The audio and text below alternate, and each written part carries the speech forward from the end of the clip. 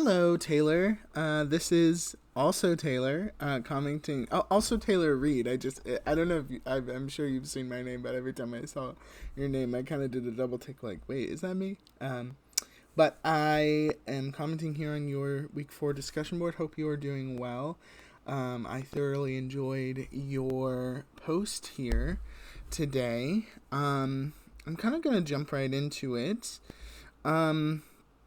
It's interesting. I feel like this week more than others. I don't know why, but maybe in others as well. But I feel like we're really talking in like big generalizations, which is interesting when we look at cultures because obviously there are things about specific cultures that are true. There are generalizations are generally true because obviously it had to come from somewhere.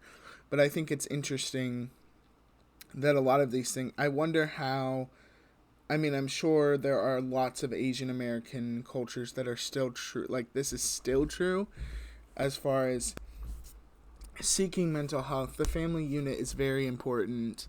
And also the just lack of kind of, I'm trying to think of the words, like individualism and identity, and the traditional, you stay with your spouse or your partner until, no matter what.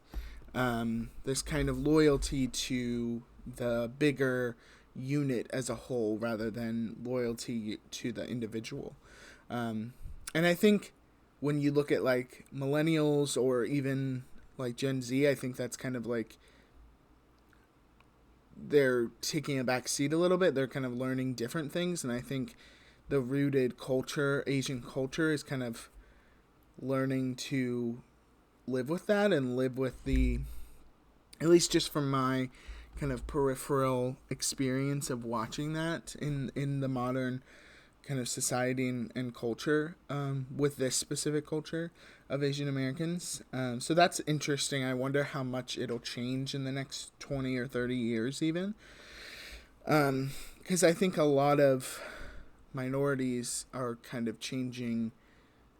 Modern, millennial, Gen Z, that type of thing are changing the definition of what their traditional culture looks like, for better or for worse. So that's interesting. I also find it interesting. I don't know if you agree. You don't have to agree. But even just reading your post, I saw just a correlation between Asian American culture and American Christianity culture, even. Maybe not like, I think there are some sectors in certain pockets of America that are similar. But even just like super legalistic, religious Christian environments, and just places where they don't